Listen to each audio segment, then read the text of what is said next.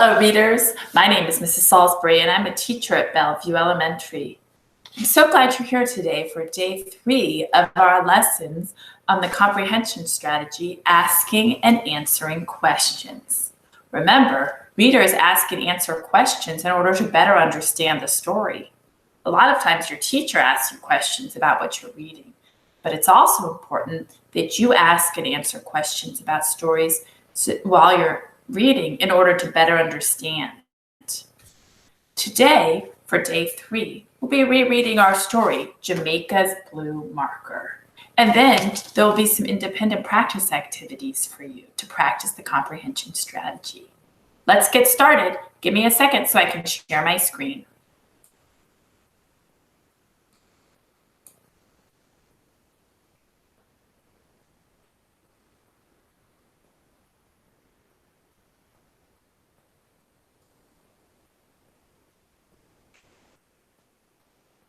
I hope you were able to join us for day 1 and day 2 of our lessons. If not, they're still posted on the calendar, so you can go back and do those if you'd like. The focus of our lesson is I can ask and answer questions to help me understand fiction stories when I read. Remember, there are different kinds of questions. One type of question is a green question.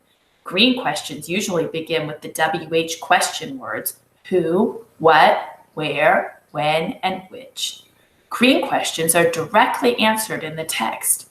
The reader must go back to the text in order to find the answer.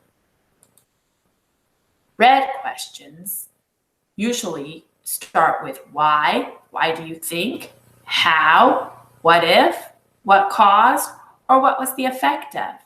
Red questions have the reader stop and use the text clues to answer.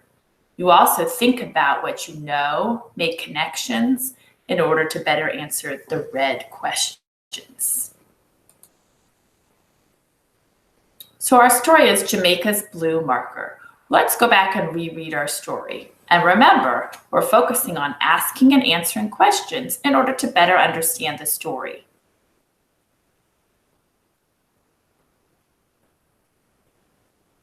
Even when you're rereading a book, you might notice extra details, and that would cause you to ask and answer more questions, even if you're reading the story for the second or third time. So here we go, Jamaica's Blue Marker. Remember, I'll be doing the reading, but I'd like you to follow along.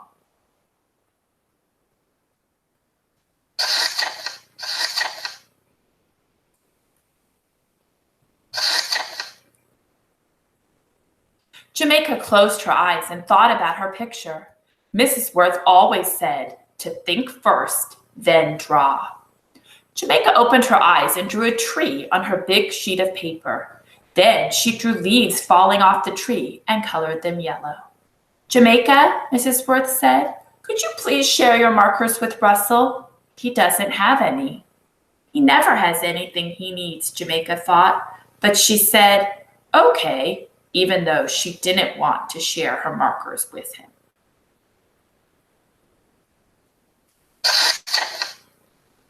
Russell brought his paper to Jamaica's table. He sat down beside her and grabbed her blue marker. Jamaica picked up her brown and orange markers to finish her picture. She didn't pay any attention to Russell. After a while, she peeked at his paper. Russell was making squiggly circles all over his page. We're supposed to draw a fall picture, Russell, Jamaica said.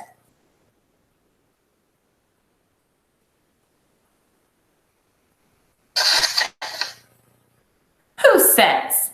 Mrs. Worth, don't you ever listen? I don't have to. Russell reached out with the blue marker and made a streak across Jamaica's picture.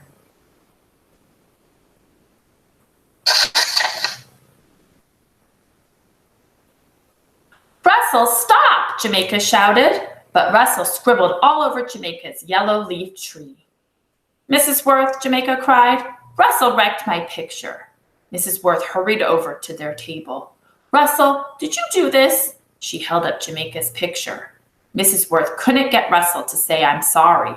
He had to go sit alone and work on spelling until art was over. Remember, we asked ourselves the red question, what if Russell had just said he was sorry?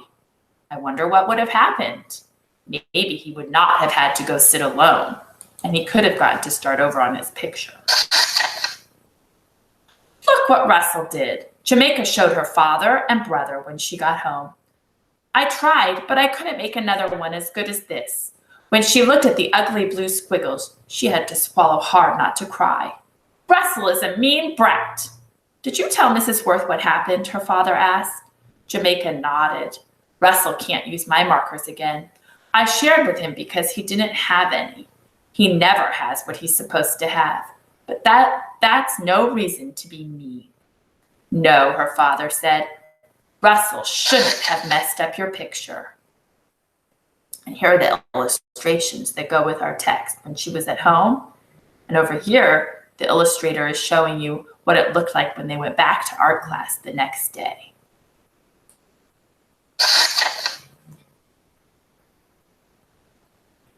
The next time they had art, Jamaica was glad Russell didn't sit at her table. Then he couldn't bother her, and she didn't have to share her markers with him either.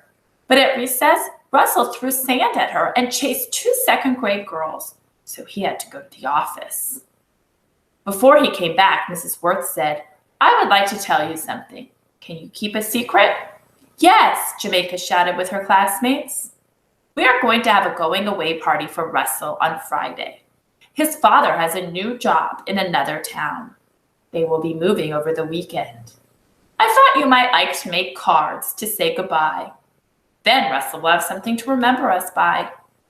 Mrs. Worth passed out paper. Then she showed everyone how to fold the paper into a card. Jamaica didn't want to make a card for Russell. She was glad he was moving. Then he wouldn't bother her anymore. She put the paper in her desk.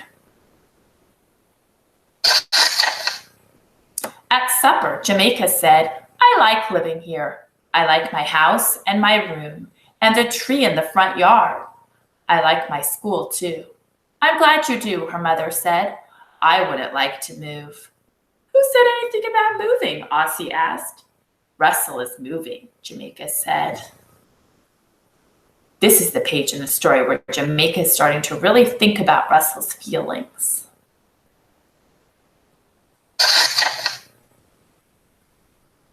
Lucky you. He won't mess up your pictures anymore, Aussie said.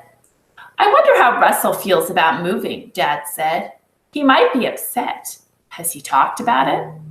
Russell doesn't say anything. He just gets in trouble, Jamaica said. I wonder if he gets in trouble because he is upset about moving. Russell didn't come to the classroom on Friday morning.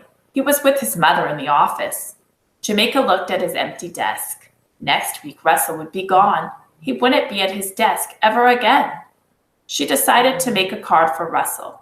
She got out the blank card and her markers too. As a reader, I can tell that Jamaica's feelings about Russell are definitely changing. I can ask myself, what was it that made her change her feelings? And I think it was when she started thinking about how she would feel if she had to move away from her friends and her school. Let's keep reading. But just then, Mrs. Worth asked, who are my helpers this week? Jamaica raised her hand. Jamaica, could you collect the cards and put them in Russell's desk? Brianna and Thomas, I'd like for you to clear the activity table for the plates and cups.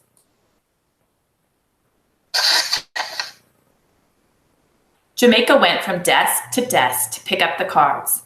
She put the whole stack in Russell's desk. As she closed his desk, Russell came in with his mother. The party started. They played games for a while and ate cake. Russell opened his desk and took out all the cards. Look, Mom, everybody made a card for me. Not everybody, Jamaica thought. She took the blue marker out of her marker bag. Then she ran up to Russell. This is for you, Russell. She handed him the marker. You can use it at your new school.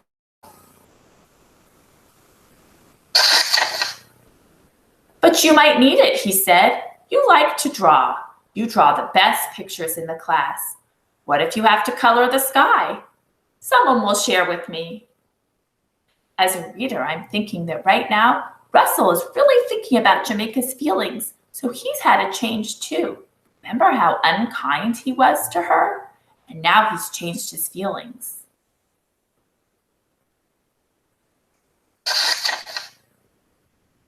Thanks, he said. You're lucky. You get to stay here. Now Jamaica knew how Russell felt about moving. I wish you didn't have to move, she said. When Jamaica waved goodbye to Russell, she noticed that his mother was carrying his goodbye cards.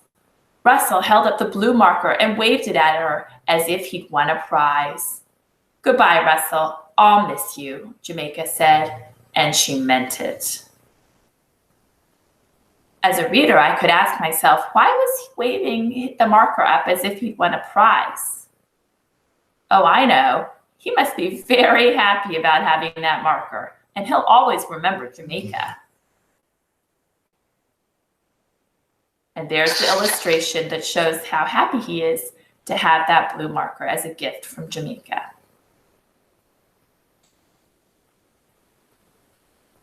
I hope you enjoyed our story. And now I want to talk to you about your independent practice activities. It's day 3, so there are actually 2 activities that I'd like you to try. Good, let's see. Here it is. The first one is a reading response. There are 3 activities that I'd like you to do for the reading response. Number 1, what lesson did Jamaica learn in our story?